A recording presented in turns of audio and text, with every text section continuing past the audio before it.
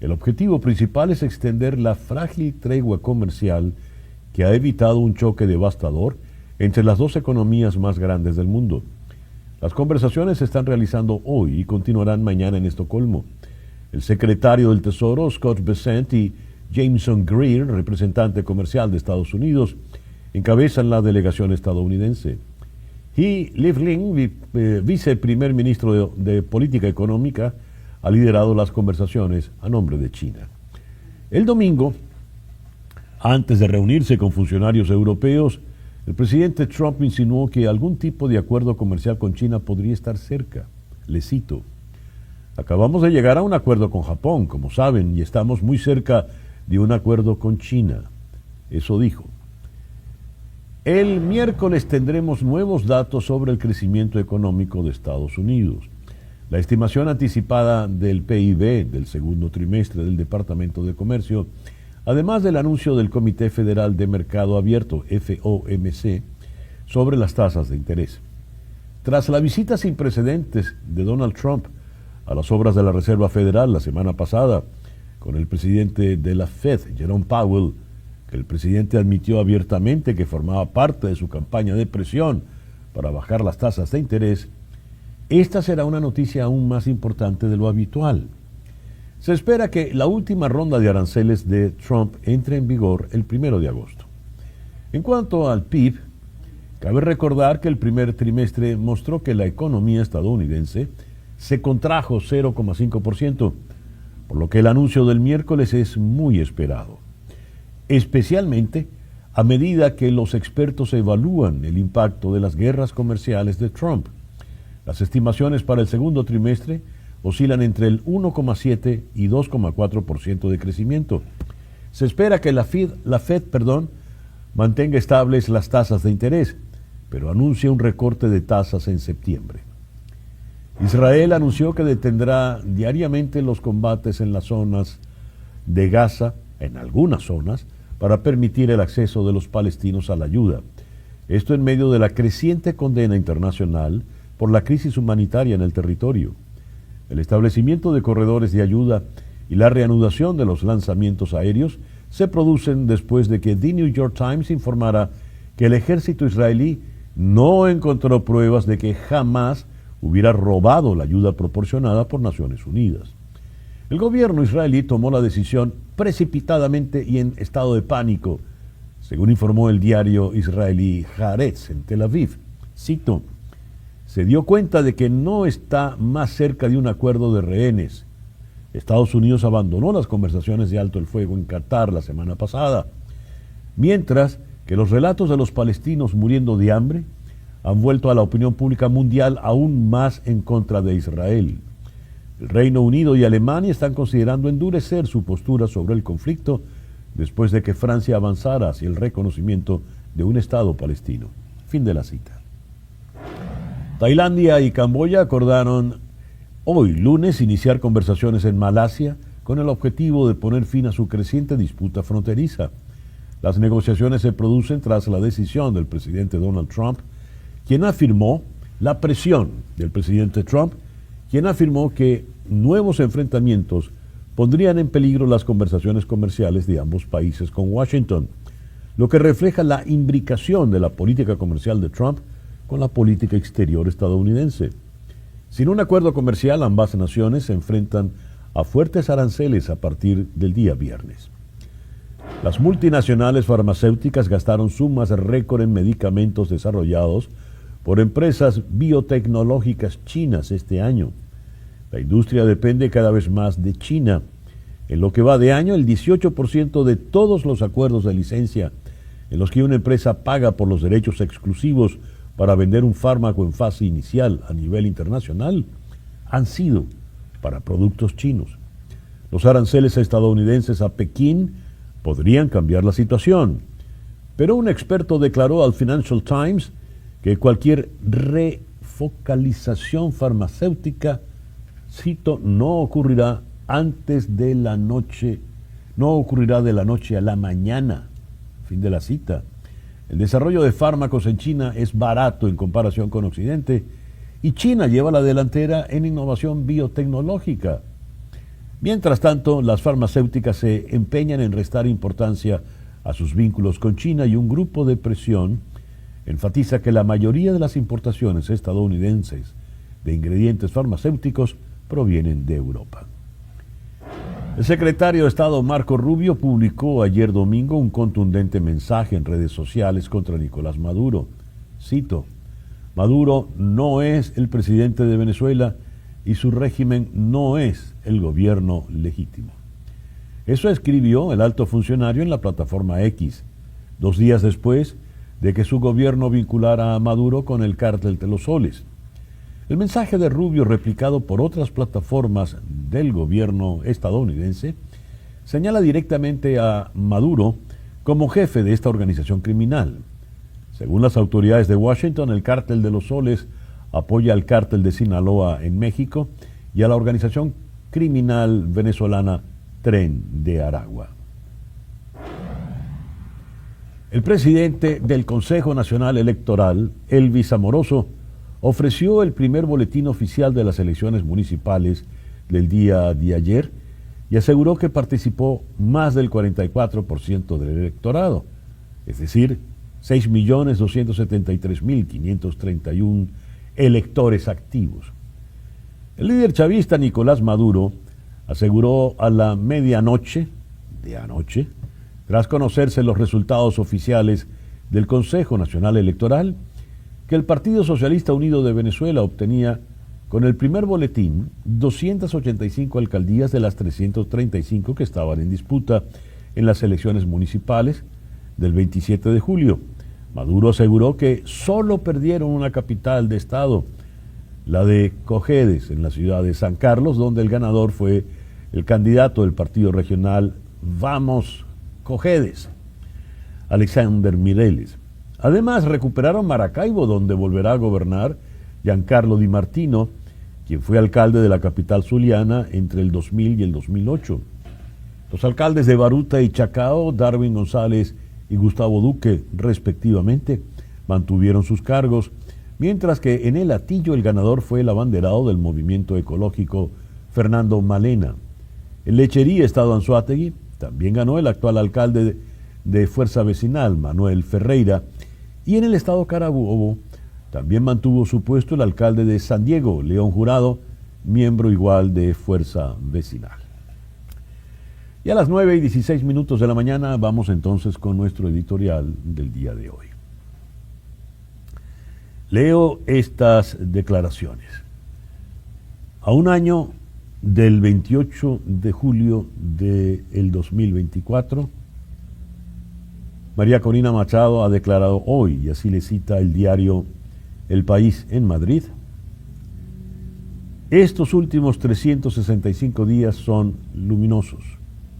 Dentro de todo el horror que estamos viviendo, en el sentido de que ha salido a flote el mayor coraje, la resiliencia, disciplina, inteligencia de la sociedad venezolana. En primer lugar, hemos mantenido intacta la voluntad de lucha a pesar de la represión, de los torturados y de los muertos. Nos convertimos en una estructura clandestina, porque nos están persiguiendo y cazando. En segundo lugar, logramos que el mundo entero reconociera la victoria de Edmundo González Urrutia como presidente electo.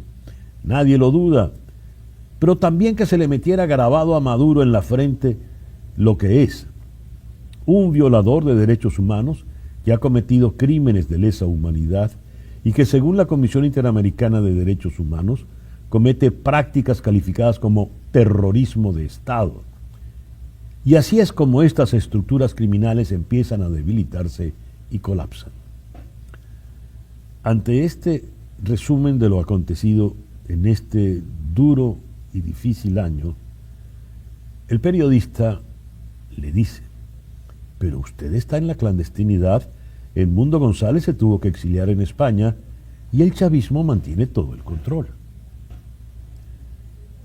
Responde María Corina Machado: el régimen tenía dos opciones: aceptar la derrota, y le ofrecimos la posibilidad de una negociación con incentivos y garantías, y la rechazó. Optó por pasar a otro campo de batalla, que es un campo con balas, torturas, presos, muertos. Lo único que hoy le queda a Maduro es el terror, un régimen de terror que se sostiene en la impunidad. En los últimos días ha habido más de 35 desapariciones mientras estaba dando un canje de prisioneros del que alardeaba. ¿Por qué hace esto? En primer lugar, porque cree que no habrá consecuencias, y aquí yo siento que la comunidad internacional está en deuda con Venezuela. Y lo segundo es que el régimen nos teme, porque aunque no se vean masas en la calle, sabe que hay un país en efervescencia. Este proceso es irreversible y el 28 de julio va a manifestarse en el detonante a la libertad de Venezuela. Buenos deseos, sin lugar a dudas, y su apuesta es importante. Le pregunta el periodista por el apoyo internacional y especialmente por Estados Unidos. Y dice ella, finalmente salió una designación del Departamento del Tesoro de Estados Unidos que dice que el cartel de los soles, a cuya cabeza sitúa Nicolás Maduro, es designado como una organización terrorista internacional. Es la primera vez que un jefe de Estado en este siglo es designado por Estados Unidos como jefe de un cártel de la droga. Ya nadie puede mirar para otro lado. Esto ya no tiene que ver con elementos ideológicos de izquierda y derecha. Esto está a otro nivel. Y el periodista entonces llama la atención sobre un detalle delicado y contraproducente. Dice, pero la administración Trump también ha vuelto a abrir la puerta a operaciones de Chevron. Y dice María Corina Machado, yo creo que hay que preguntarle a Chevron, el dilema lo tiene Chevron. Aquí lo que se está diciendo es que Maduro es el jefe de un cartel. ¿Quién usurpa el poder en Venezuela? ¿Quién controla PDVSA? ¿Quién controla las distintas empresas de quienes estén operando en Venezuela? Al final la historia será implacable y Maduro va a salir. El periodista hace entonces la pregunta crucial, ¿en qué se basa para estar tan segura? Esa es la respuesta de María Corina Machado. Todos los días trabajamos con más fuerza, con más voluntad, con más energía, con más gente y con más aliados. Es duro, durísimo, y vivo con la amenaza detrás de mi cabeza porque me han dejado clarísimo que si ellos me encuentran, me van a desaparecer. Esa es María Corina Machado un año después. ¿Cómo lo ve usted? Son las 9:21 de la mañana, una pequeña pausa y ya regresamos con nuestra primera entrevista del día de hoy, precisamente al ganador de manera abrumadora de las elecciones de hace un año, Edmundo González Urrutia.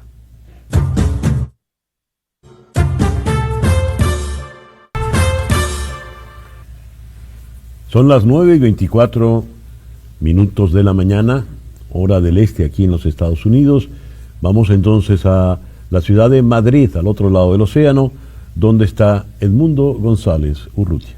Edmundo, muy buenos días, muy buenas tardes allá al otro lado del océano. Muchísimas gracias por atender nuestra llamada en el día de hoy. Muchas gracias, César Miguel. Un cordial saludo para ti y para tu gran audiencia. Estamos a exactamente un año de la abrumadora victoria electoral que tuviste sobre Nicolás Maduro Moro.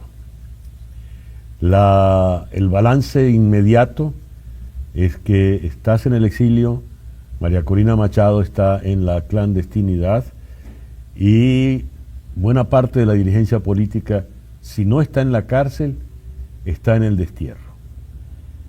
En esas circunstancias, ¿cómo ves el panorama político? Bueno, ¿qué te digo? Has señalado la realidad que vivimos los venezolanos hoy,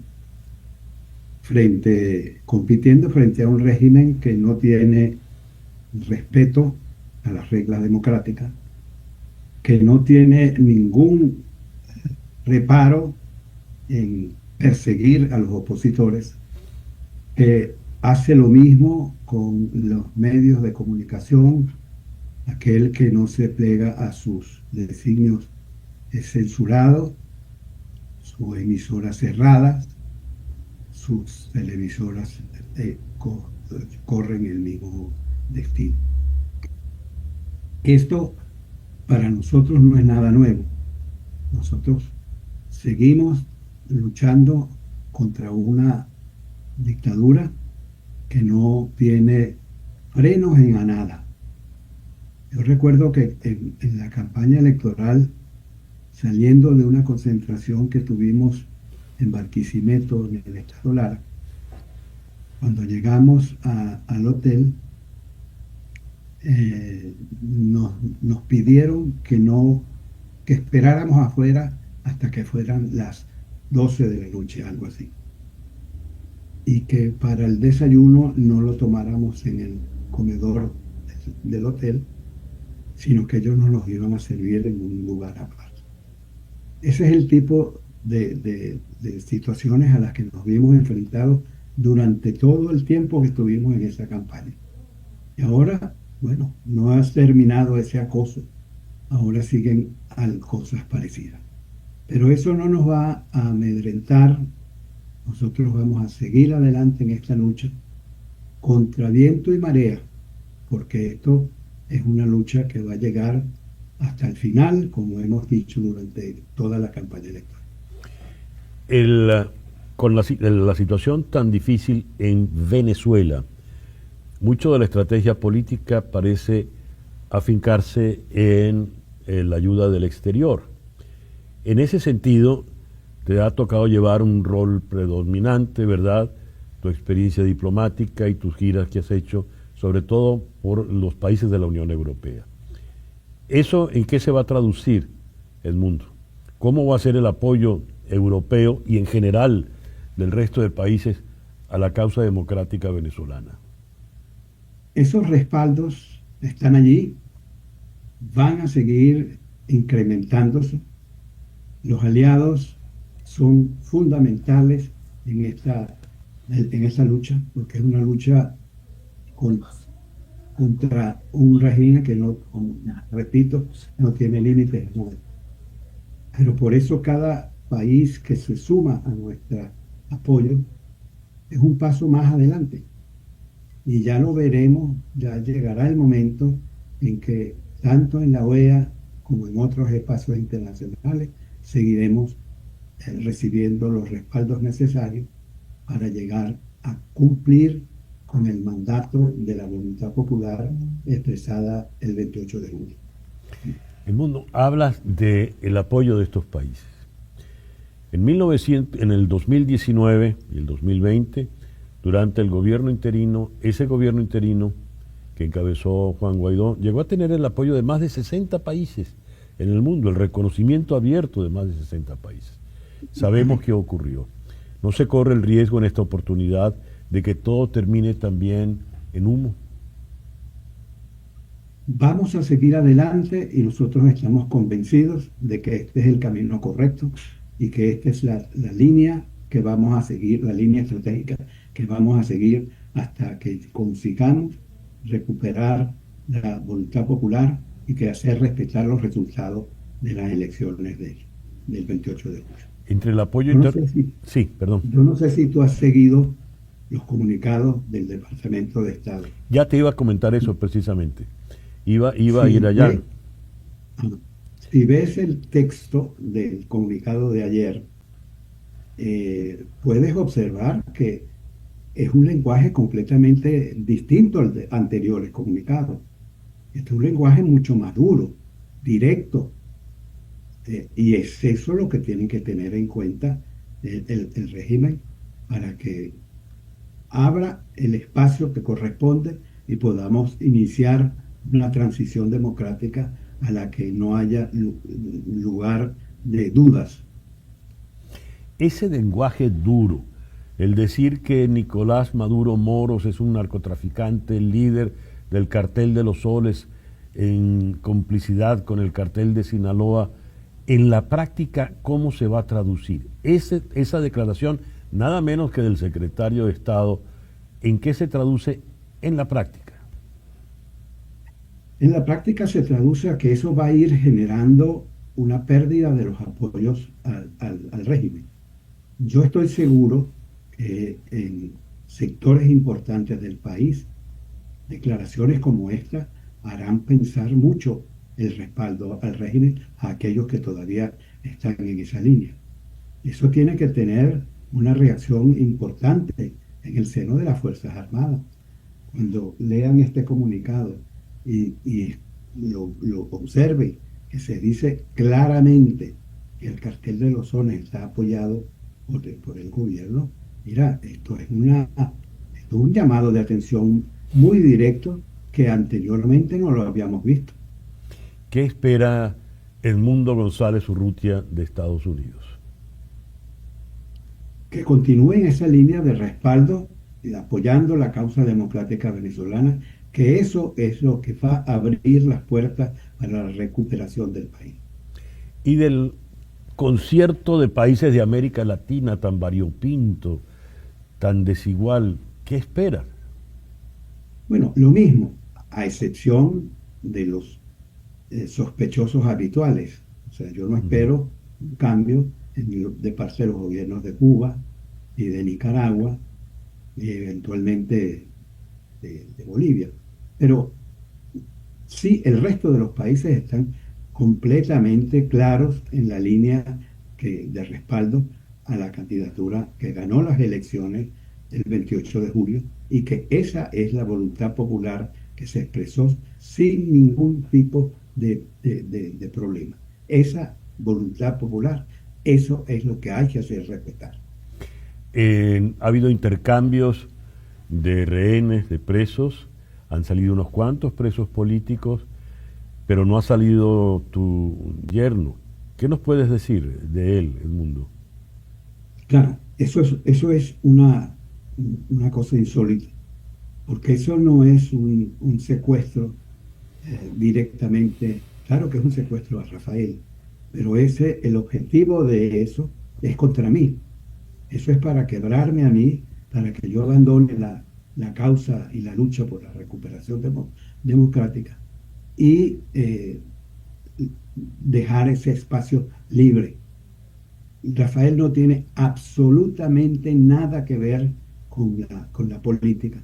Él no ha hecho vida política en Venezuela de ningún tipo. Por eso es que simplemente esto es una acción dirigida a mí para quebrarme, y tratar de que yo deje lo que estoy haciendo. Ya para concluir, ¿qué le dices a los venezolanos dentro y fuera del país que nos puedan estar viendo en este momento? Que seguimos en la lucha, que esta lucha va a llegar a cumplir el propósito y la estrategia que nos hemos trazado y que más temprano que tarde vamos a recuperar la libertad y la democracia para los venezolanos. Edmundo, muchísimas gracias por estos minutos en la mañana de hoy. Un gran abrazo, César. Edmundo González Urrutia, el presidente electo de Venezuela según su victoria abrumadora de hace exactamente hoy un año allá en Venezuela. Nos habló desde Madrid, en el exilio. 9:34. He aquí esto. Este no es el final, pero este sí es el principio del final.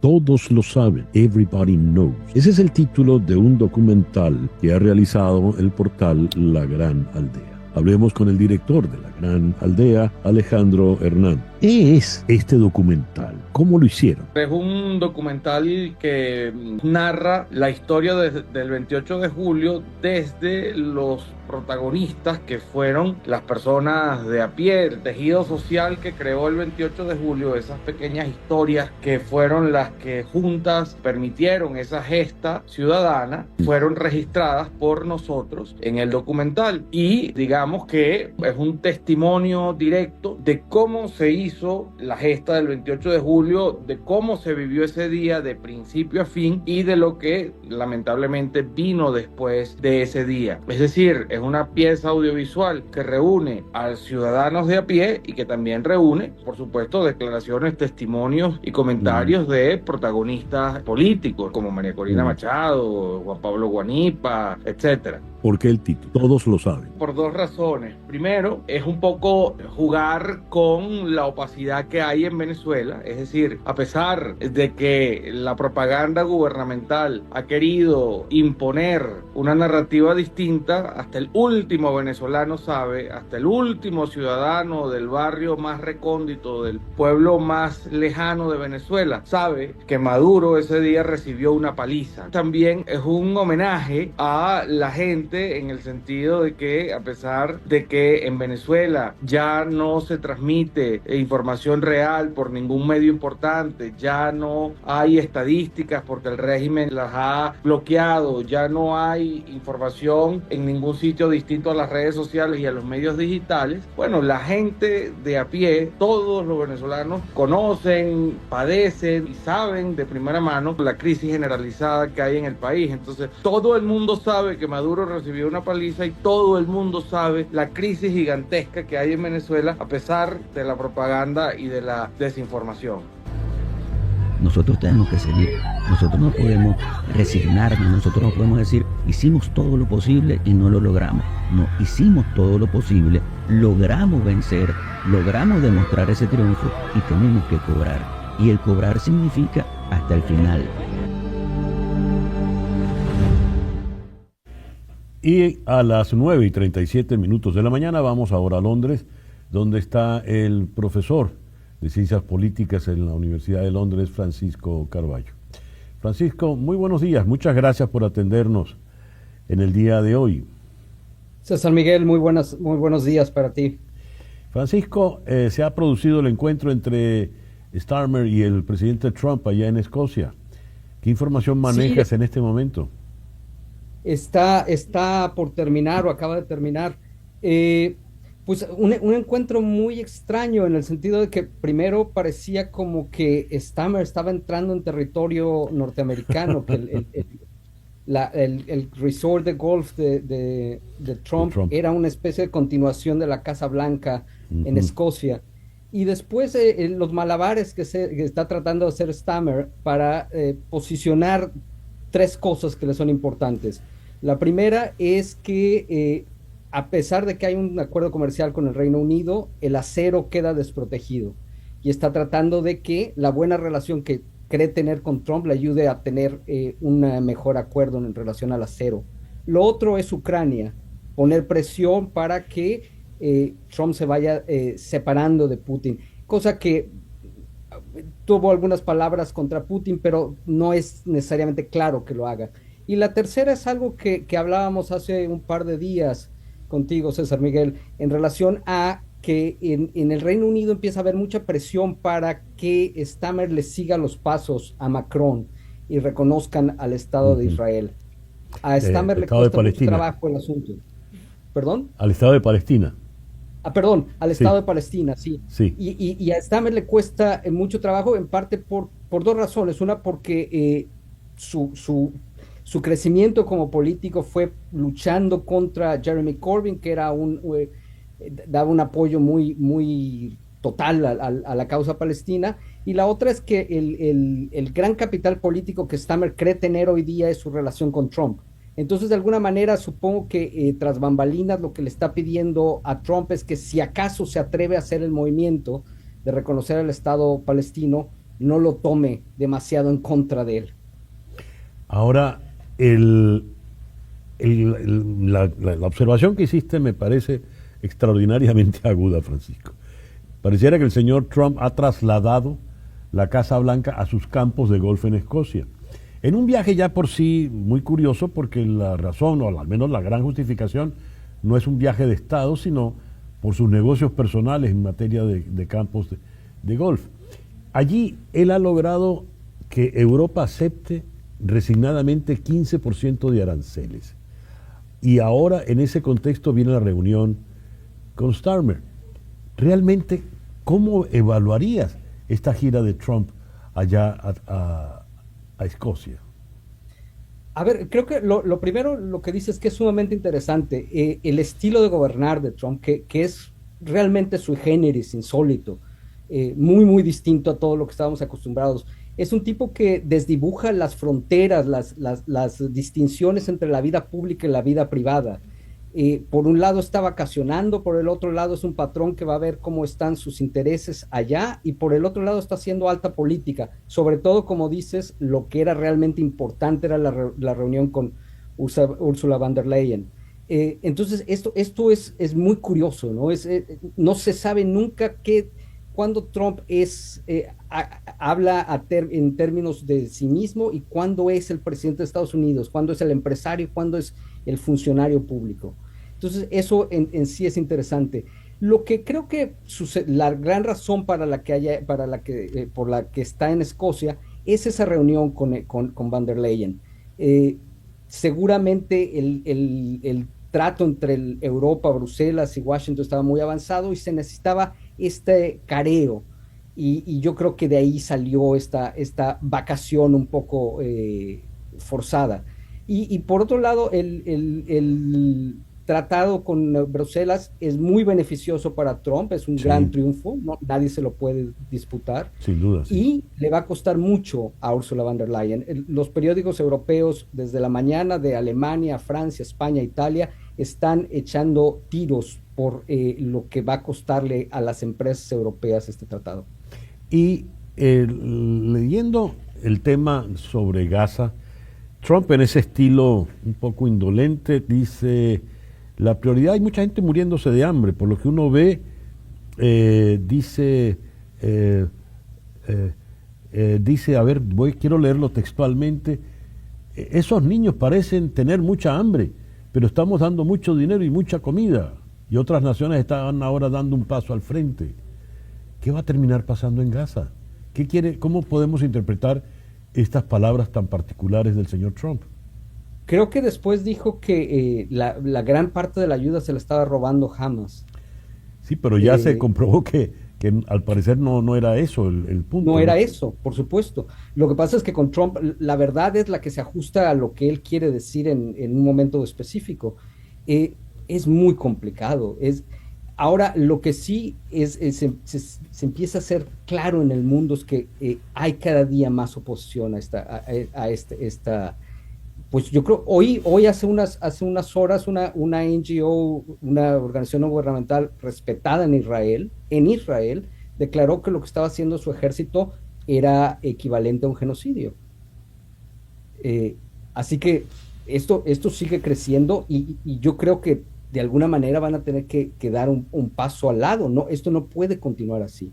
Si continúa así, va a quedar en la historia universal de la infamia, para citar a Borges. El presidente Trump ha hecho bandera política su campaña contra la inmigración. Aquí en Estados Unidos estamos padeciéndolo. Y le ha dicho a los europeos, por boca de Starmer, es decir, frente a Starmer, tienen que ponerse las pilas. Si no lo hacen, Europa dejará de ser lo que es, y eso no se puede hacer. Esta es una parte magnífica del mundo y no se puede arruinar. Para Trump, inmigración significa ruina. ¿Qué le dijo Starmer a esto? Nada, ese es el problema.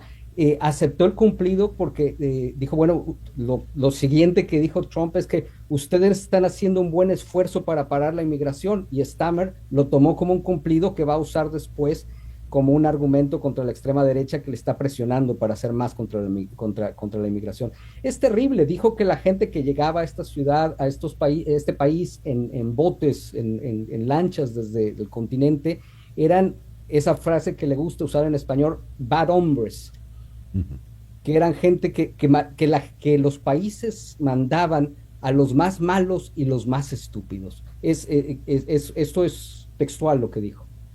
Es impresionante. Y además, claro, esto en Europa tiene una carga racial brutal. Lo que está diciendo es que la Europa que cuenta es la Europa blanca, y todos los que no son y que no pertenecen a esa raza no cuentan como parte de Europa. Es muy fuerte. Y decirlo en el Reino Unido, con su melting pot tan particular, ¿verdad? Por supuesto. Y como decía un jamaicano maravilloso que se llama Stuart Hall, la gente de las colonias está aquí porque los ingleses estuvieron allá. O sea, Hay una razón muy clara por qué la emigración llegó a Europa. Una avenida de dos vías. Ujú. ¿Qué balance haces en definitiva, Francisco, de esta visita, de esta estadía del señor Trump allí en Escocia? Una vez más, creo que es una visita muy exitosa para Trump, la manejó muy bien. Stammer se veía como una especie de virrey que iba a rendir pleitesía al emperador que llegaba a la tierra que él administra. Van der Leyen hizo un tratado que no le favorece a Europa y creo que Trump se regresará a Washington muy contento. Fue una vacación profundamente exitosa para él y no tanto para Europa. Y seguramente hizo buenos negocios golfísticos, ¿no? Además, y seguramente mucha gente querrá ir a visitar esos campos de golf que ahora son lugares donde se han firmado tratados comerciales importantes. Francisco, muchas gracias por estos minutos en el programa de hoy.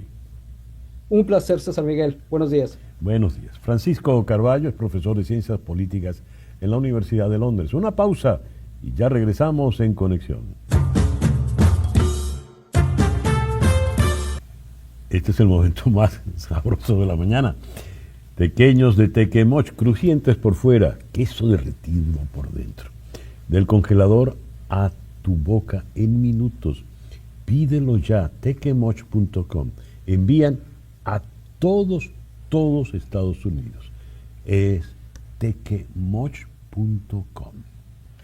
9:50 de la mañana, seguimos en Londres hoy. Tenemos un programa muy londinense con Samuel Burke, periodista especialista en tecnología y redes sociales, presidente ejecutivo de contenido de Cryptomaniacs.com.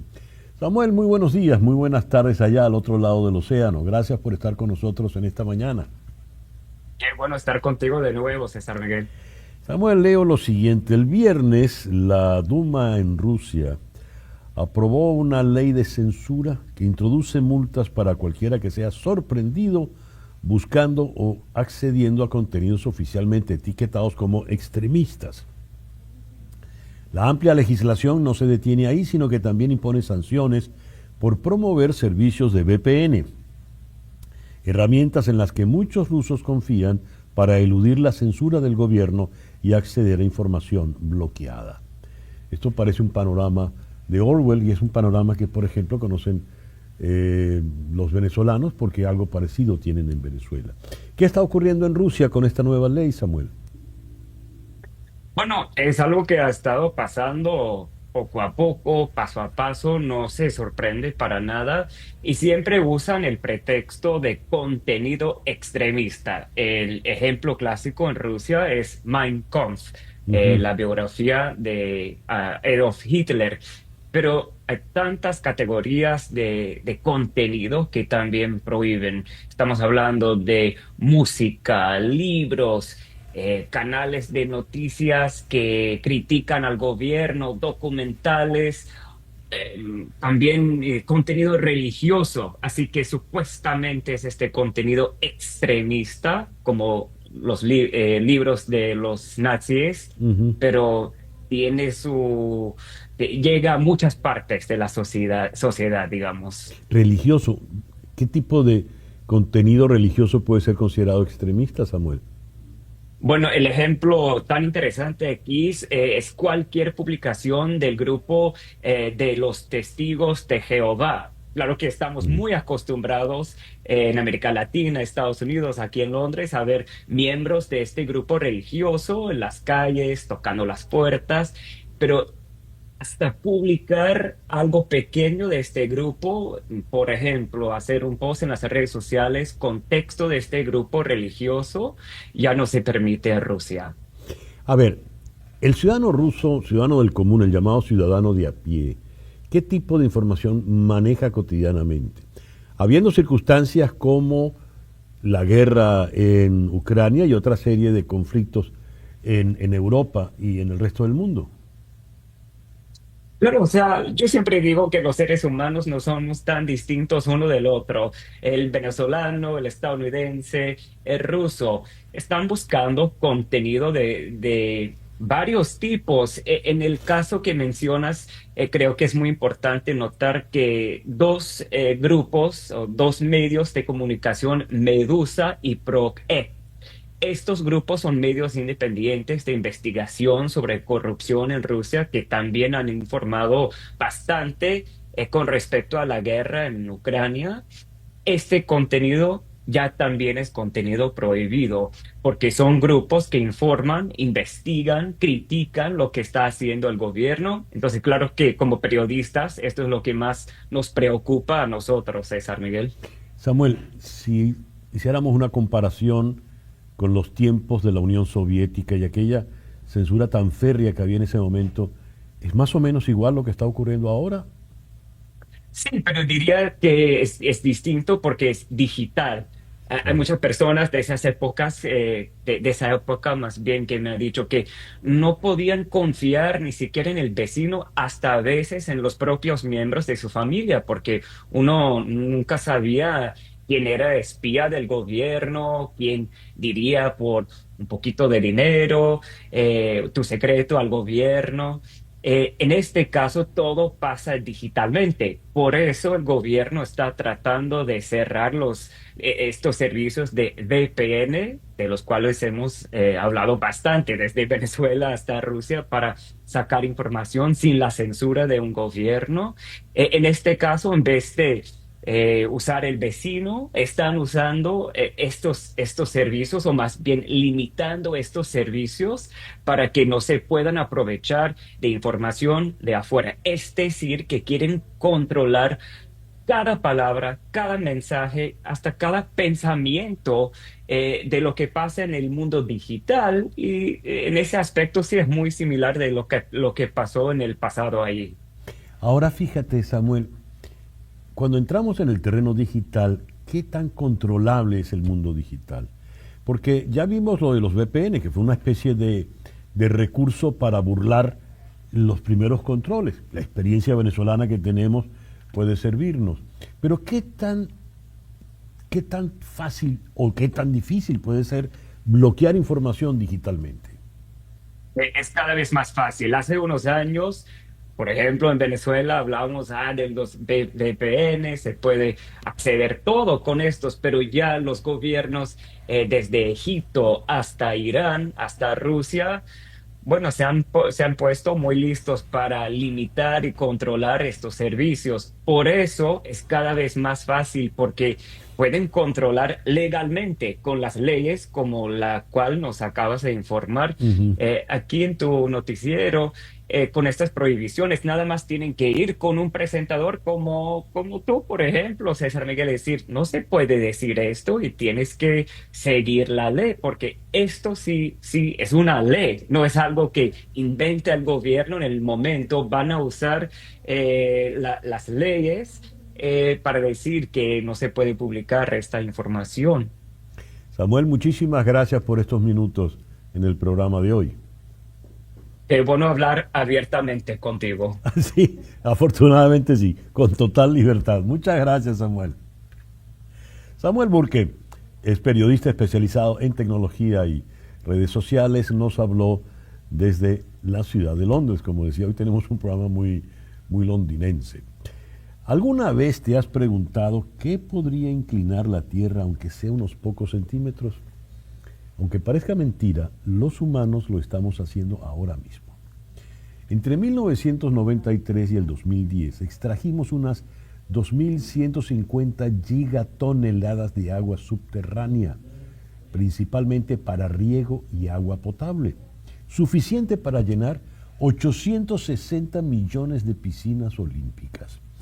A medida que esa agua se reubicaba, llegando finalmente a los océanos, desplazó el eje de rotación de la Tierra alrededor de 80 centímetros. Ahora bien, vale la pregunta, ¿esta inclinación altera nuestras estaciones o climas? En realidad no, pero sí altera sutilmente la rotación de la Tierra e incluso contribuye al aumento del nivel del mar en aproximadamente 0,6 centímetros. Imagina una balanza. Si le añades un pequeño peso a un lado, se tambalea. La gravedad y la rotación de la Tierra actúan de forma similar. Cuando movemos agua, la masa del planeta se desplaza, lo que provoca que se tambalee un poco más. Científicos de la Universidad Nacional de Seúl, dirigidos por el geofísico Ki Weon-seo, descubrieron que este bombeo de agua subterránea tiene un mayor impacto en la inclinación que el derretimiento del hielo y otros efectos relacionados con el clima. Además, esta inclinación desplaza la dirección del polo de rotación de la Tierra, lo que significa que el eje apunta a puntos ligeramente diferentes en la superficie del planeta con el tiempo. Aún así, los investigadores enfatizan que estos cambios son minúsculos en ángulo y no afectan la vida cotidiana ni las estaciones. Pero ¿por qué esto es importante? Te vas a preguntar. ¿Por qué demuestra que la actividad humana, no solo la naturaleza, puede afectar de forma medible la mecánica de la Tierra? Comprender cómo se mueve y se acumula el agua en nuestro planeta proporciona a los científicos pistas valiosas sobre el futuro aumento del nivel del mar, la estabilidad de la Tierra y los patrones climáticos. Así que la próxima vez que abras un grifo o riegues el jardín, recuerda esto: cada gota cuenta, y algunas de esas gotas ayudan a cambiar la inclinación de nuestro planeta, aunque no lo creas y aunque sea mínimamente.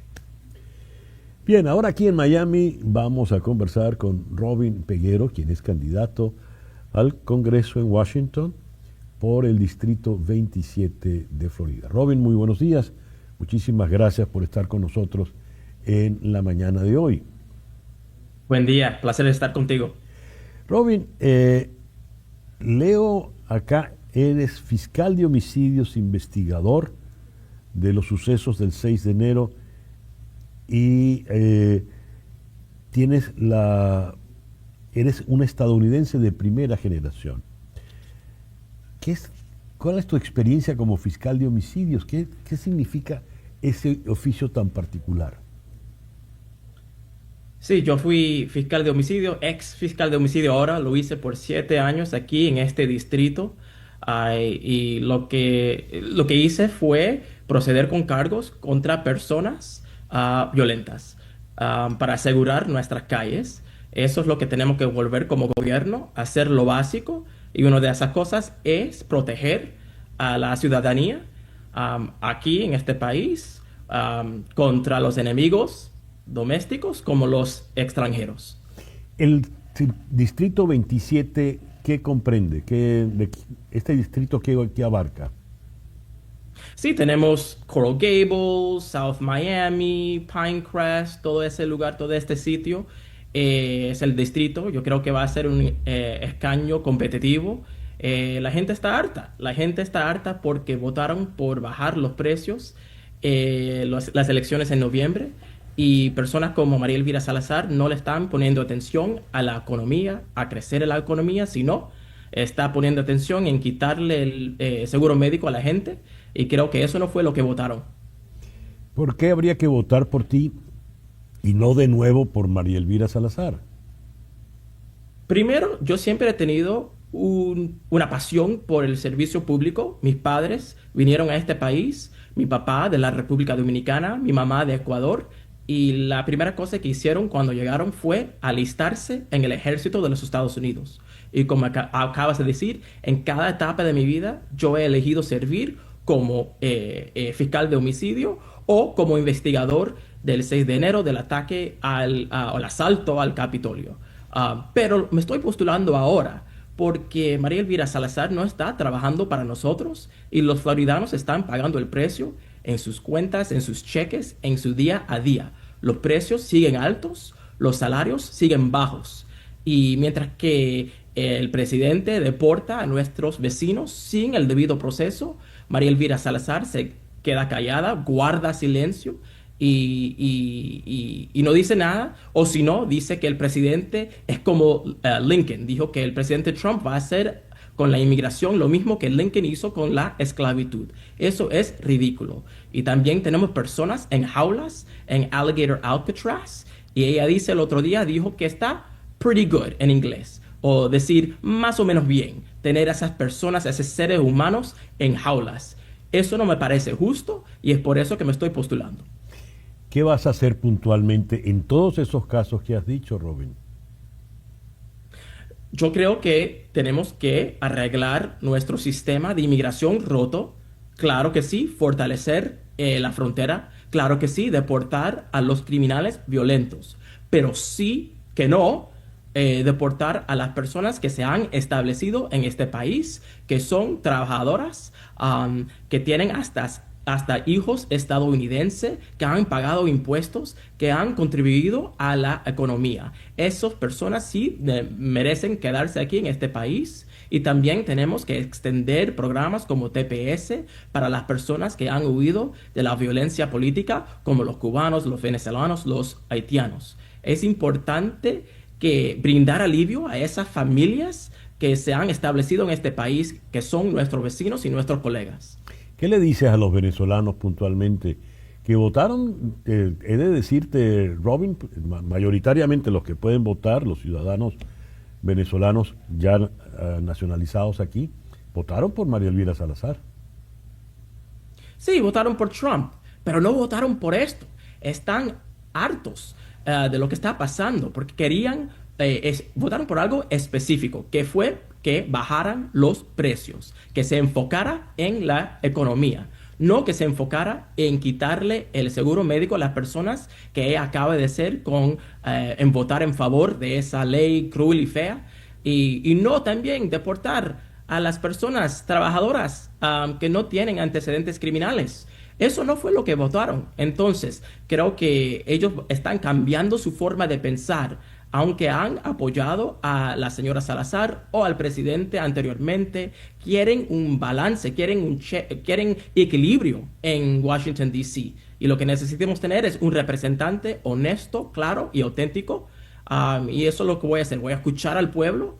La señora Salazar no ha tenido un town hall en muchísimo tiempo.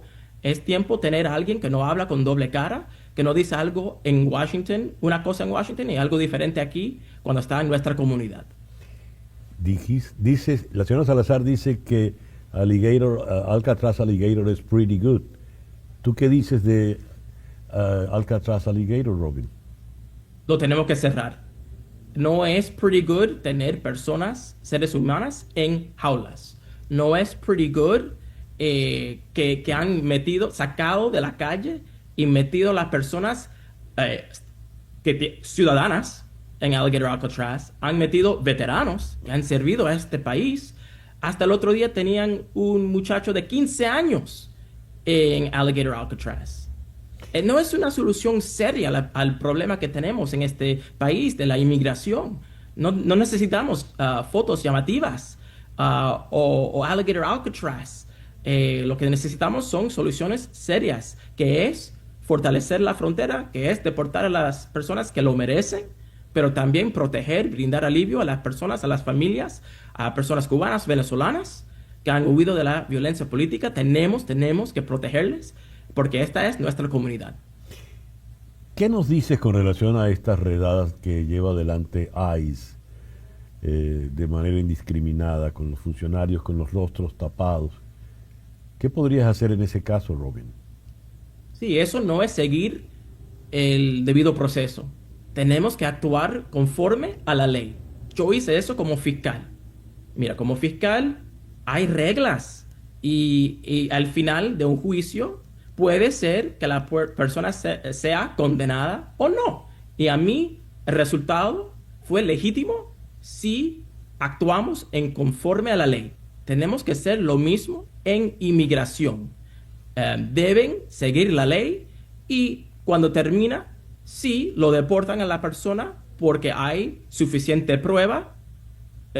Estoy bien con eso, pero lo tenemos que seguir porque eso sí es ser americano. Tenemos reglas, tenemos leyes y tenemos que proceder con ese proceso y seguirlo con fe. Robin, ¿para cuándo son las elecciones y qué le dices entonces a los eventuales votantes que nos puedan estar viendo en este momento? Ok, primero tenemos la primaria en agosto de 2026 y después las elecciones generales en noviembre de 2026. Y lo que yo digo es que necesitamos un representante que está escuchando al pueblo, no a una representante que habla con doble cara, una representante que se queda callada mientras que personas en nuestra comunidad, el presidente deporta a esas personas, no a la señora Salazar, que como acabamos de decir, dijo que Trump iba a ser como Lincoln, dijo que las jaulas son pretty good, que delega el poder completamente. Ella está siguiendo al presidente ciegamente.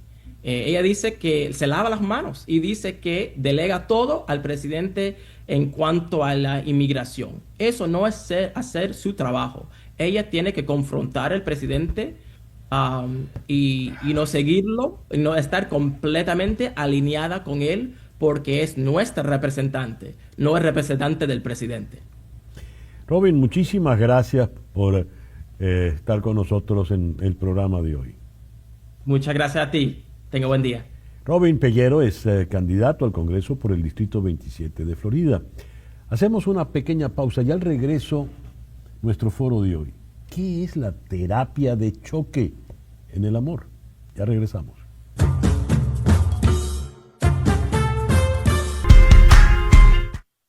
De Tequemoch, porque más que un antojo, son parte de nuestra tradición, de nuestra deliciosa tradición. ¿Y sabes qué es lo mejor? Que son súper prácticos. Los tienes en el congelador y en pocos minutos los tienes listos, doraditos, calienticos, con ese queso derretido que te hace sonreír. Son perfectos para una merienda, una visita sorpresa o para un cumpleaños.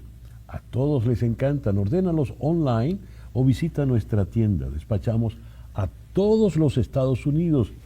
Fácil para ti, delicioso para todos. Tequemoch.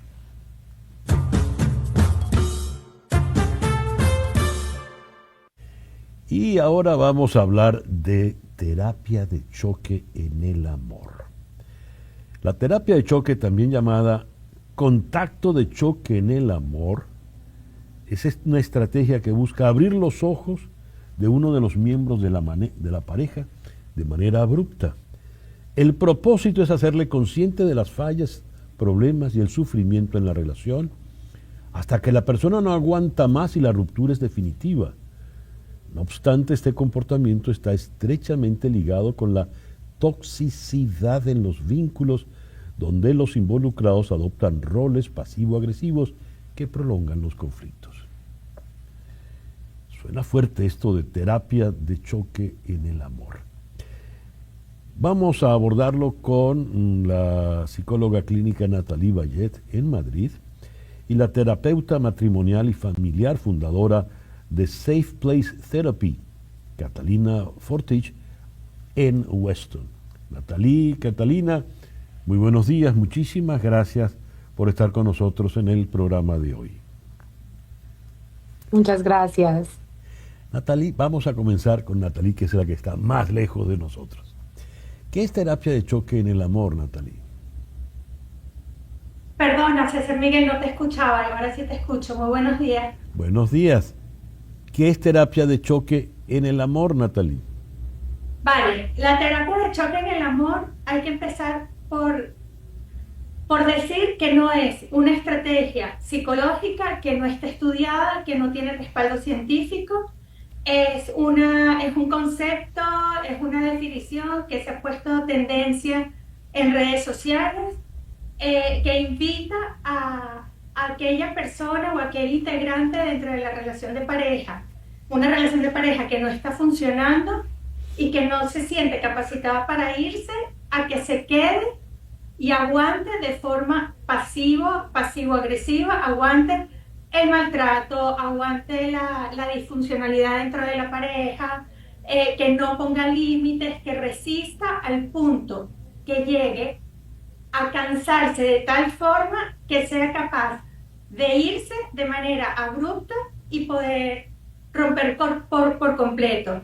Esta tendencia sale como contraposición a lo que se conoce como contacto cero, que no tiene nada que ver con esto, porque el contacto cero es una técnica que se aplica después de la ruptura de la relación de pareja, no dentro de la pareja, porque eso sería abandonar a la pareja.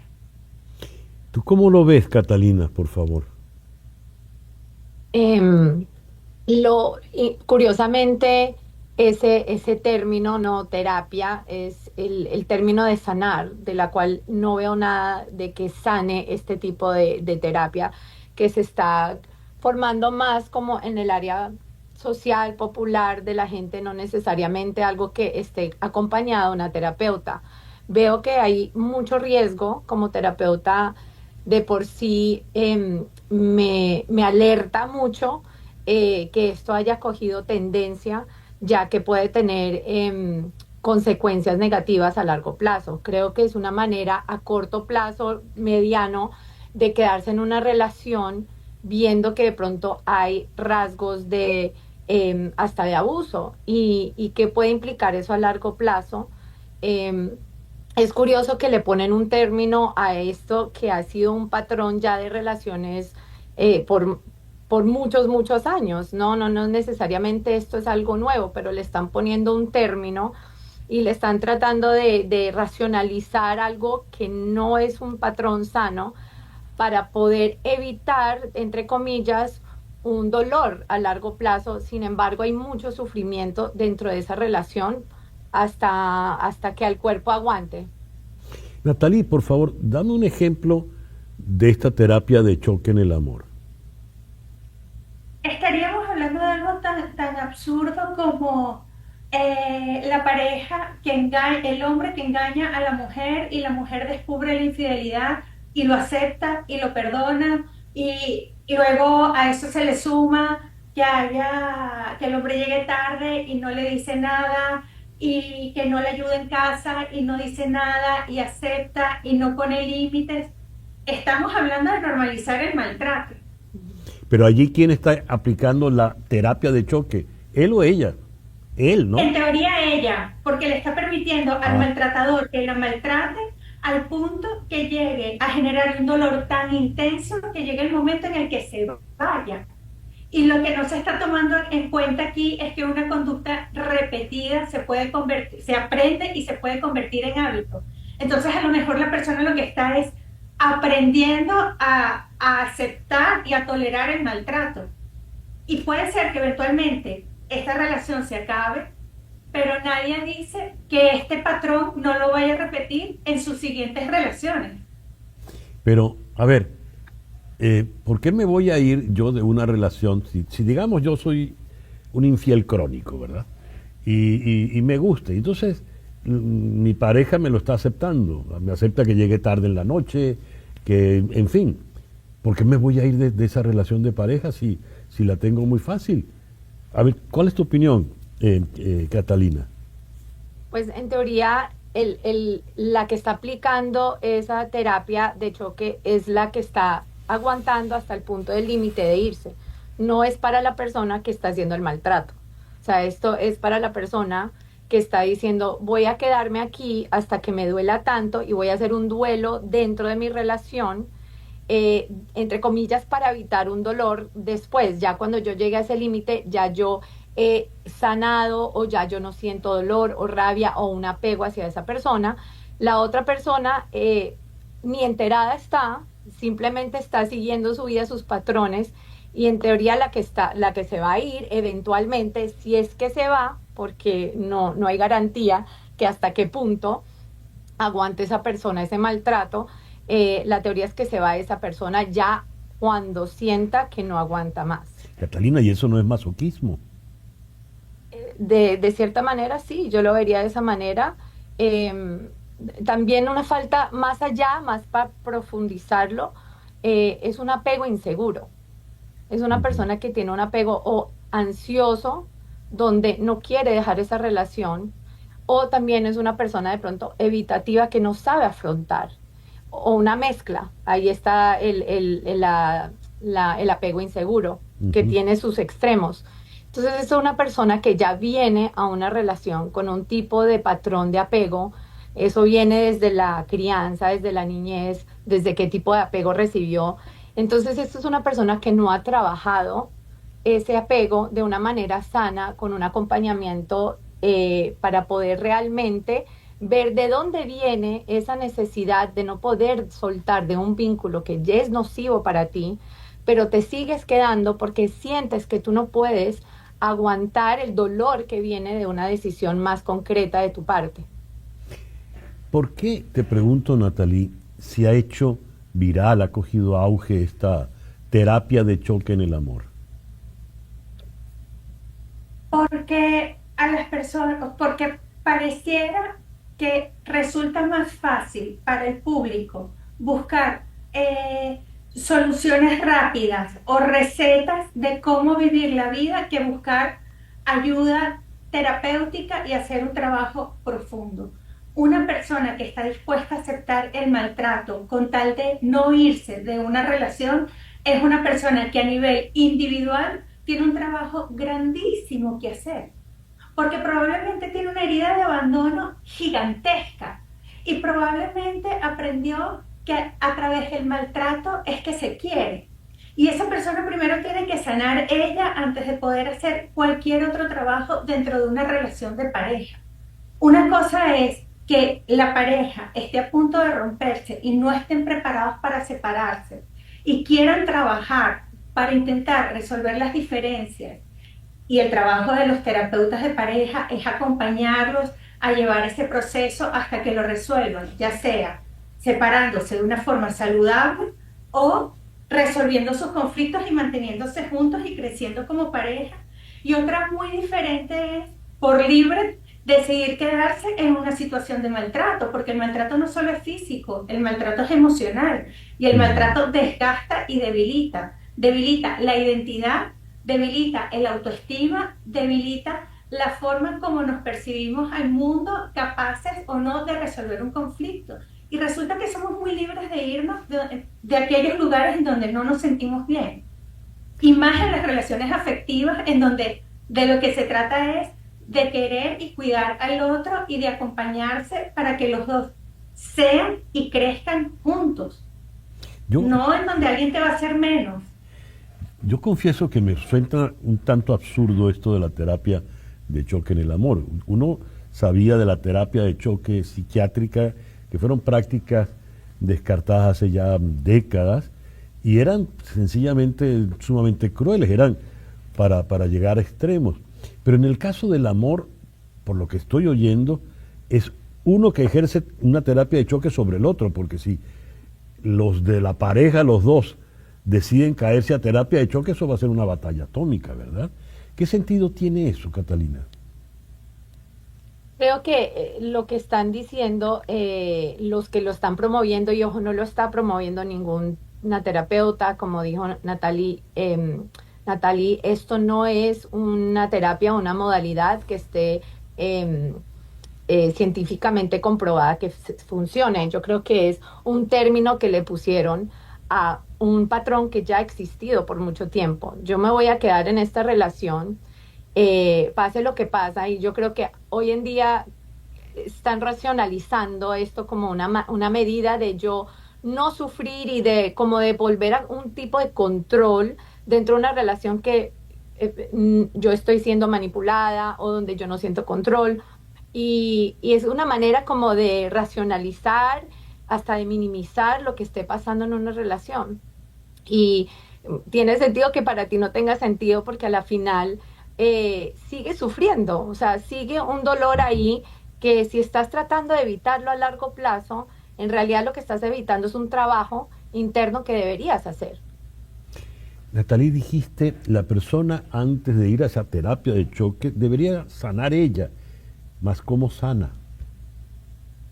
Buscando ayuda profesional, dándose cuenta de que muy probablemente a lo largo de su historia ha estado repitiendo patrones de relaciones que no funcionan, de relaciones poco satisfactorias, tomando conciencia de sí misma, dándose cuenta que muy probablemente ha intentado por muchas vías resolver ese tipo de situaciones, y al darse cuenta que sola no puede, buscar ayuda profesional. Entonces yo creo que el trabajo de nosotros como profesionales de la salud mental es estar alerta, estar comunicando y divulgando la importancia de acudir a verdaderos profesionales y hacer cada vez más ruido para evitar la automedicación, la autoayuda o seguir estas tendencias o estos gurús que se ponen de moda y que en realidad es, como muy bien dice Catalina, es darle nombre a algo que ha existido toda la vida, que es perpetuar el maltrato. Catalina, en tu experiencia clínica, ¿te han llegado pacientes, parejas que hayan sido víctimas de esa terapia de choque en el amor? Yo creo que más que todo, y esto se puede ver en los comentarios de cuando uno se entra a las redes, que hay gente que está haciendo esto no conscientemente. Como que dicen, yo he estado haciendo esto en mi relación, pero no lo estaba haciendo a conciencia, porque simplemente estaban aguantando un maltrato, hasta que llegaron a un punto de no poder aguantar más. Aquí en mi experiencia clínica, sí ya estoy empezando a ver que lo están haciendo con intención, pero no necesariamente usando ese término. En realidad me da curiosidad porque yo estoy aquí en los Estados Unidos y ese término no es tan usado aquí. Esto lo estoy viendo más en los países suramericanos, pero no falta cuando eso ya esté llegando para acá, porque desafortunadamente por las redes Sí. virales eso terminará llegando.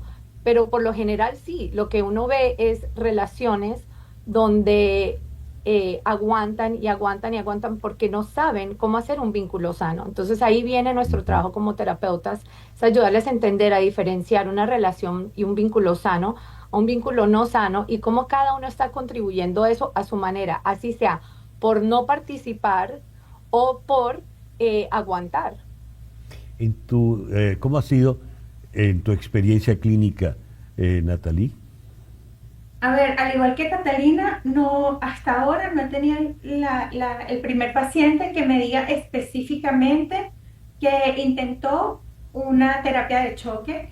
Sí, he tenido muchos pacientes que están atrapadas en relaciones disfuncionales y no se sienten preparadas para salir, les da miedo lo que pueden perder, conservan la esperanza que en algún momento la relación vuelva a ser como fue al inicio, que esa persona encantadora que conocieron todavía está ahí, todavía existe y se pueda rescatar. Y desde ese lugar, mi trabajo en la clínica es ir acompañando a la paciente y dándole poco a poco herramientas para que vaya poniendo límites, recuperando el valor en sí misma, replanteándose otros futuros y va a llegar el momento en que de una manera mucho más sana, pero no mucho más sana y más activa, la relación va a decidir romperla, pero desde otro lugar, no desde el cansancio ni desde el agotamiento emocional. Nathalie, te oigo y me vino a la memoria un viejo dicho que además se refería era solo al hombre, no a la mujer, que el hombre cuando se casa se quita el impermeable, ¿no? Como queriendo decir, se transforma y surge su verdadero yo. Ese es un patrón realmente establecido. ¿Eso es así, Nathalie? Sí, lo que pasa es que dentro de estas dinámicas del enamoramiento hay una primera fase de conquista en donde lo que queremos es gustar. Y en ese querer gustar mostramos nuestra mejor cara e inclusive somos mucho más pacientes, más condescendientes, tenemos mejor sentido del humor, somos más permisivos, ya, pero eso no se puede mantener en el tiempo y de lo que se trata es que una vez, a medida que se va consolidando la pareja, poco a poco se vayan desvelando estas capas, estas máscaras, comencemos a poner límites de forma asertiva, veamos si nos gusta, si no nos gusta, y en el primer momento en el que algo deja de funcionar de forma significativa, entre más pronto salgamos de una relación que no está funcionando, va a ser mucho más fácil sanar. Bien, el tiempo se nos ha terminado, de manera que te voy a dejar, Catalina, la palabra conclusiva en el día de hoy, por favor. Bueno, espero que de esto quede un mensaje de que hay apoyo para poder terminar relaciones donde ya no son funcionales, donde puede hasta llegar a consecuencias mucho más grandes, que ese acompañamiento existe, que tu opción no es un extremo o el otro, el no contacto o la terapia por choque, que hay una manera más sana de hacerlo y que creo que ese trabajo a largo plazo te va a generar para ti una mejor autoestima, pero también ayudarte para tus vínculos futuros. Catalina, Nathalie, muchísimas gracias por habernos acompañado en el programa de hoy. Gracias de verdad. Gracias a ti, Sergio. Gracias. Nathalie Vallet, psicóloga clínica desde Madrid, y Catalina Fortich, terapeuta matrimonial, fundadora de Safe Place Therapy en Weston. Una pequeña pausa y al regreso, ¿cómo maneja una revista tan influyente como The Economist la inteligencia artificial? Ya regresamos.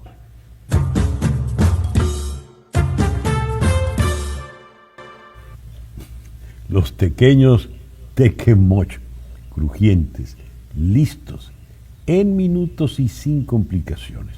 Hornéalos, fríelos o usa el air fryer, tú eliges. Cómpralos en tequemoch.com. Ellos envían a todos Estados Unidos, tequemoch.com.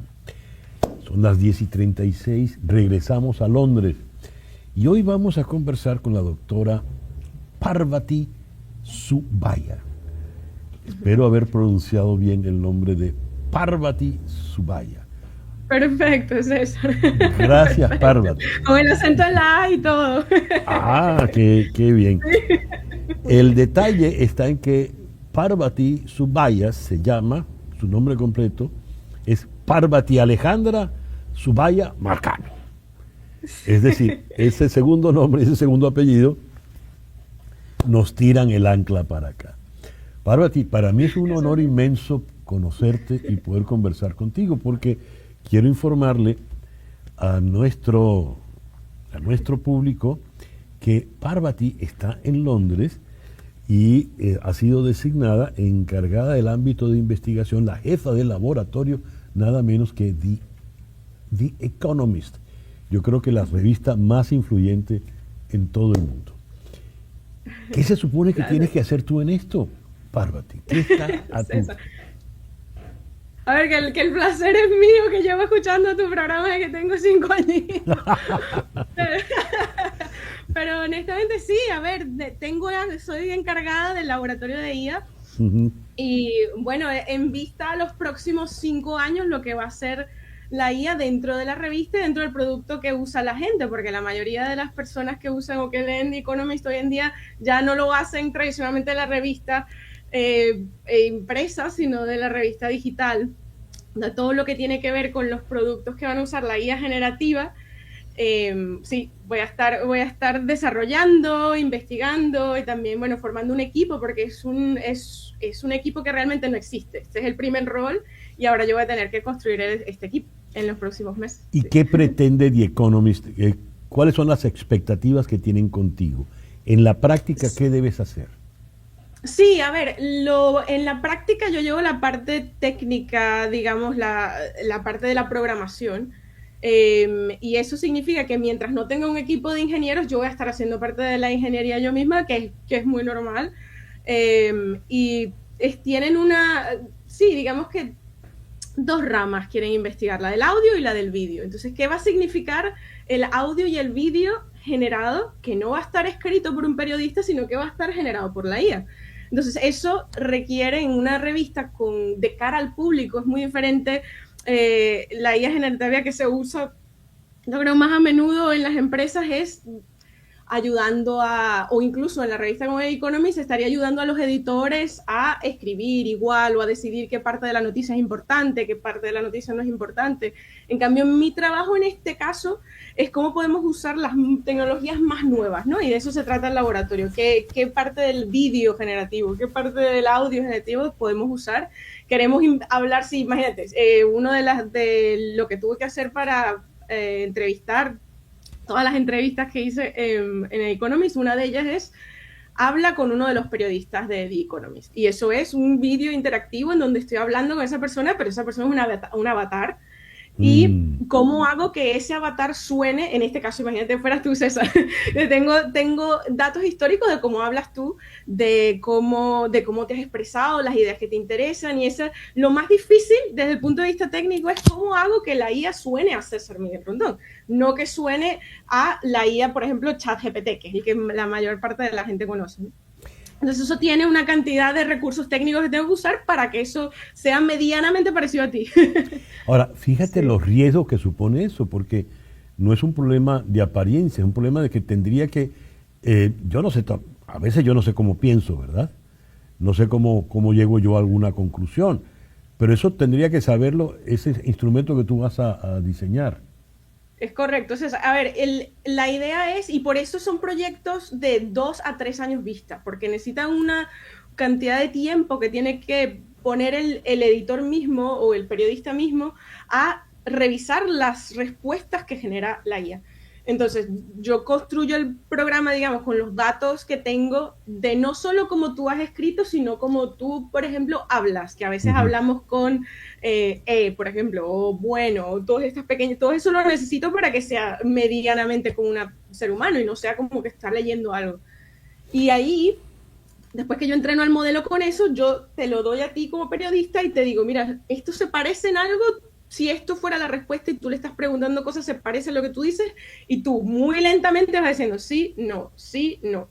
Y ahí, con una base de datos de 500, 600 respuestas que tengo tuyas, es mucho tiempo, son 4 o 5 horas que tienes que estar ahí, finalmente cuando tú das el visto bueno, de nuevo, entreno al modelo de nuevo hasta que tú te quedes contento dentro de lo que cabe, ¿no? Nunca va a ser perfecto, y ahí es donde el laboratorio, como dices, tiene muchos riesgos, ¿no? Porque ahora, es de cara al público. Es que eso tiene un riesgo fundamental, y es que, ¿para qué me vas a necesitar a mí? Si ya tienes una especie de monigote alterno igualito a mí.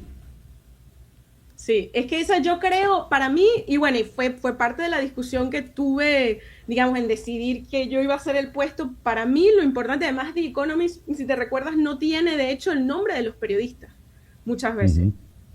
Llegan a escribir piezas, pero no les ponen el nombre. En inglés le llaman los bylines. Entonces, una de las cosas que yo argumenté fue, bueno, eso rompe con todo este ethos que ellos tienen de hace muchos, bueno, un siglo y medio, donde no se dice el nombre del periodista. Entonces, una de las maneras en que yo creo que es mejor es una inteligencia conjunta, es decir, no poner a un avatar, sobre todo porque no queremos que también la responsabilidad caiga sobre una persona. Es mucho mejor cuando cae la responsabilidad de si la IA, porque va a cometer errores, caiga dentro del Economist, que le caiga a un periodista en particular. Entonces, para mí, aunque fue un ejercicio, fue más un ejercicio mental de cómo es posible esto técnicamente, lo es, ya. Sí. Y 2, sí. Te lo digo, sí, yo, es realmente lo que quieres hacer. Yo como consumidor de The Economist, yo le creo mucho a The Economist por la sensatez, la pertinencia que tiene a la hora de abordar un asunto, sea la crisis en Venezuela o sea la crisis en Gaza. Ahora quiero hacerte una pregunta particular, porque me ha resultado fascinante conocerte, pero es que tú eres músico. Eres músico profesional, eres pianista, de vasta formación como pianista. ¿Por qué dejaste el piano por la inteligencia artificial? Concha, la pregunta de oro. Sí. A ver, yo creo, mira, y esto lo estuve reflexionando también de cara a las entrevistas y es verdad que bueno, tengo muchas razones personales, mi madre también se enferma y yo dejo tanto el piano como el canto lírico, y a mí yo creo que porque crecí en Venezuela y crecí en un momento político en donde todo era muy tenso, el 90% de lo que yo recuerdo, César, era la política. En mi espacio mental estaba el 90% la política. Y yo creo que eso lo vivimos los venezolanos a diario, y eso es una formación distinta a la que te puede dar una universidad o la que te puede dar la escuela, en el sentido de lo que tú amas, lo que te interesa, y no es que la pregunta de la música fuera menos importante, porque no creo que lo sea, pero sí sentía que era la pregunta de la política era mucho más inminente. Sí, claro, Y eso porque fue lo hasta que lleva. Sí. tuviste una vasta formación musical, no solo en Venezuela, sí. ¿verdad? Sí, correcto. O sea, yo estudié en Estados Unidos, canto lírico, después me fui a Italia, donde fui cantante lírico. En Módena, ¿no? En Módena, sí, con una cantante que se llama Mirella Freni. Y bueno, Mirella Freni, estuve con ella, y justo cuando estuve allí, mi madre se enferma de cáncer de páncreas, y eso me cambió un poco la cabeza. Entonces, sí, cuando siento un desligamiento también del arte, siento que habían preguntas más inminentes que tenía mucho interés por responder, y así es como termino aquí en el Reino Unido, queriendo estudiar eso. Fíjate, entonces la pregunta que te debo hacer es otra. ¿La actualidad es más urgente que el arte? ¿La política, la inteligencia artificial, los dramas del mundo son más urgentes que la música? Es que, ¿qué pregunta? Sí, yo creo que la respuesta honesta es no. Yo creo que la respuesta honesta es no. Gracias por la respuesta. Gracias. La respuesta honesta es no. Sí, pero es verdad que una tiene una inminencia, ¿no? Bueno, la palabra en inglés pressing, ¿no? Que tenía como algo que hay que descifrar ya, que era como un problema existencial que necesitaba resolver ya, más que importancia, ¿no? Muy bien. Y sí. Bueno, voy a leer ahora The Economist con mucho más interés. Voy a estar mucho más alerta de ahora en adelante. Gracias, César. Pero sí, Mira, es una pregunta fascinante. Y cualquier cosa, cuando grabes alguna cosita, así sea en video, así como Gabriela Montero, que pone el teléfono así en el extremo del teclado, cuando lo haga, póngalo en las redes o me lo mandas. Y yo lo comparto. Tan bello, gracias. Sí, claro que sí. Parvati, ha sido una alegría inmensa conocerte. Para mí, César, qué placer. Muchas gracias. Parvati Subaya, pero es Parvati Alejandra Subaya Marcano. Es la jefa de inteligencia, nada menos que de The Economist en Londres. Son las 10:47. Hay quienes, para decirle a otro que es una persona muy bondadosa con los demás, le dicen: tienes un corazón de oro. Pues bien, no será de oro el que ahora te voy a mostrar, pero parece que funciona muy bien. Desde el Gold Coast Health and Knowledge Present en Australia llega una innovación sin igual: el primer corazón artificial total de titanio creado por Vivacor. El dispositivo reemplaza ambos ventrículos en pacientes con insuficiencia cardíaca terminal. Utiliza un rotor suspendido magnéticamente para evitar fricción mecánica, aumentando su durabilidad y reduciendo la dependencia de donantes humanos. Ya ha sido implantado con éxito en Estados Unidos y en Australia. El corazón ha sido designado como dispositivo de avance por la FDA, y el equipo espera implantar cientos por año tras completar ensayos regulatorios. Es un claro ejemplo de cómo la ingeniería biomédica puede cambiar vidas. Y así tendrás no un corazón de oro, sino mejor, de titanio. Seguimos en el mundo de las artes, pero no con tanta alegría, sino ahora con cierta angustia, porque no hay real. Ruby Romero Isayev es nuestra invitada ahora. Ella es la directora ejecutiva del Arts Ballet Theater of Florida, promotora cultural en Miami. Ruby, gracias por estar con nosotros en el programa de hoy. Hola, gracias a ti, César Miguel, por tu bondad infinita de darnos un espacio para reclamar cositas por aquí. ¿Qué vamos a reclamar hoy, Ruby? bueno, reclamar, vamos a llamarlo, a informar al público Sí, de la importancia de las artes, de la importancia de que han declarado que van a eliminar el Departamento de Cultura de las Artes en Miami-Dade. Y entonces eso es para nosotros terrible. Pero hay una solución. Hay una solución y esas son las buenas noticias, pero dependemos del público, dependemos de la gente que firmen una petición, dependemos de que la gente asista a las reuniones que se van a hacer, dependemos de que nuestros amigos se sienten 5 minutos a escribirle un correo a cualquiera de sus comisionados, a la alcaldesa Daniela Levin Cava, diciéndole que por favor no eliminen el Departamento de Cultura de Miami-Dade, porque lo que está pasando es que lo que están planificando es eliminarlo.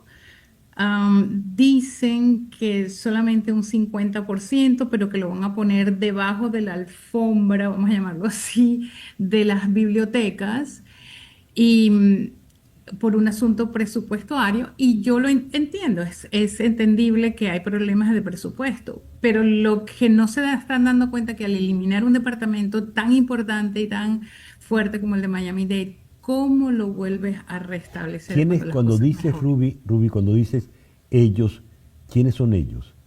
¿Y por qué están reduciendo? La alcaldía y los comisionados, el condado Miami-Dade. Condado Miami-Dade estará eliminando su departamento ¿Y por qué de toma cultura esa decisión el condado de Miami-Dade? por un asunto de presupuesto.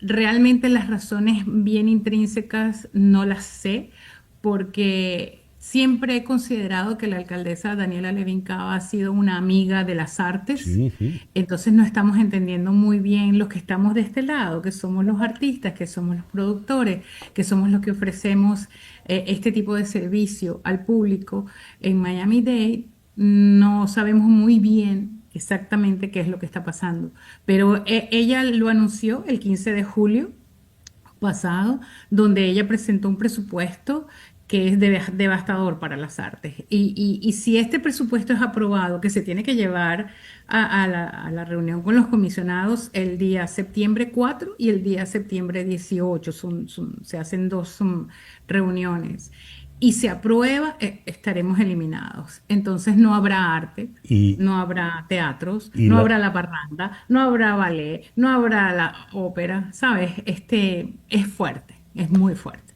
¿Ese problema presupuestario obedece a qué? Fue una, no. Bueno, hasta ahora nos había ido muy bien, todos los artistas, todas las organizaciones culturales teníamos un cierto subsidio, obvio que no el ideal como todos soñamos, ¿verdad? Pero sí había y te exigen una cantidad de cosas para mostrar que tus subsidios estén limpios, estén claros, copias de cheques, copias de lo que pagas, cómo lo pagas, o sea, un proceso bien fuerte, pero yo, Ruby Romero, no sé exactamente cuáles son los detalles de lo que está sucediendo. Ya nos han cortado los subsidios a nivel federal. Ya saben que lo cortaron también a nivel estatal. Este año nos llamaron a que nos postuláramos de nuevo para solicitar, pero no sabemos si las organizaciones pequeñas vamos a estar metidas, vamos a tener algún tipo de subvención.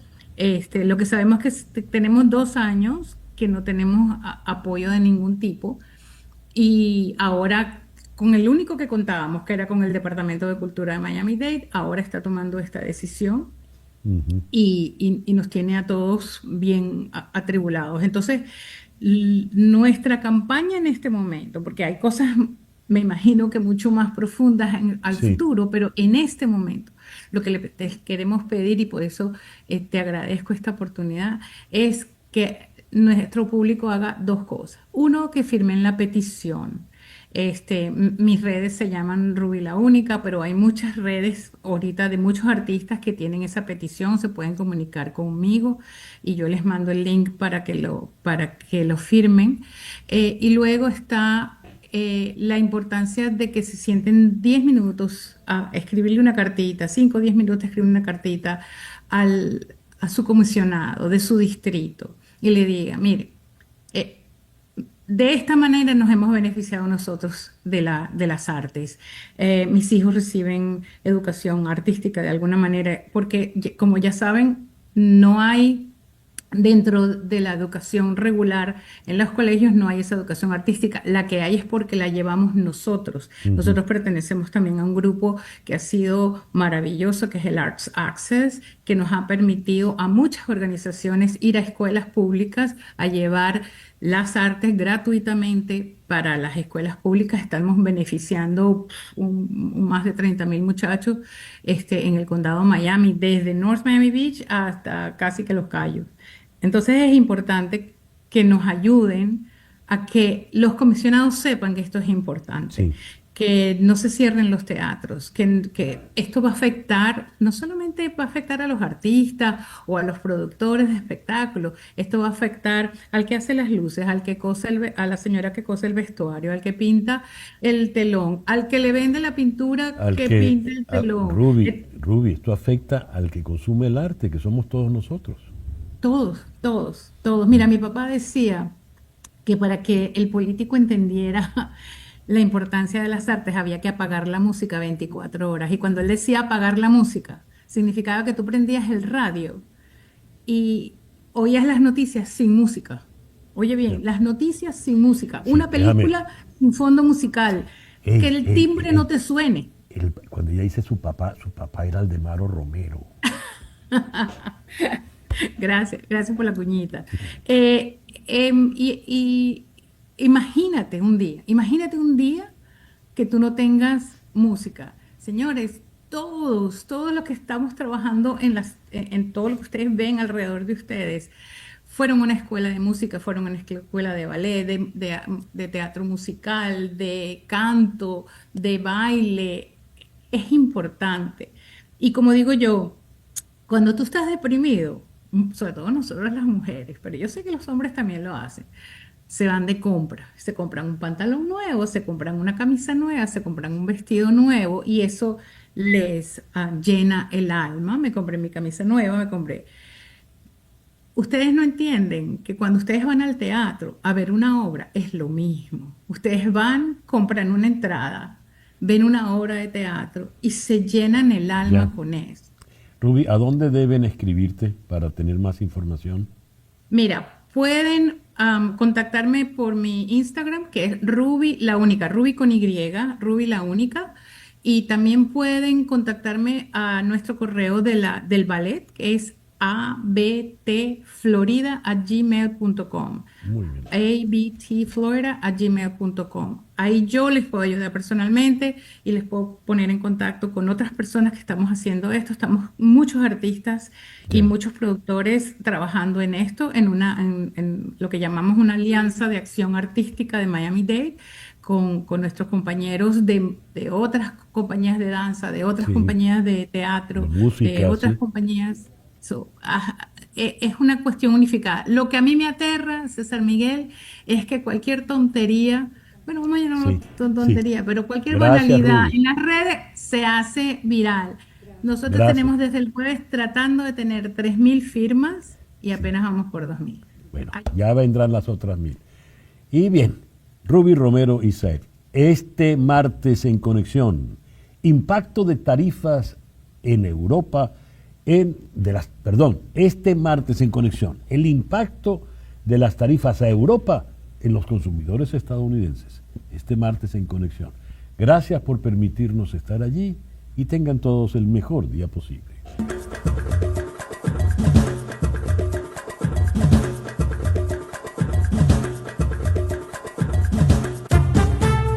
En Conexión fue una producción de Floralicia Anzola desde 360 Content para TVV Network en los estudios de éxitos Miami 107.1 HD2, con Laura Rodríguez en la producción general, Mariel Sofía Rodríguez en la producción informativa, Carlos Prato en los controles y ante el micrófono, quien tuvo el gusto de hablarles, César Miguel Rondón.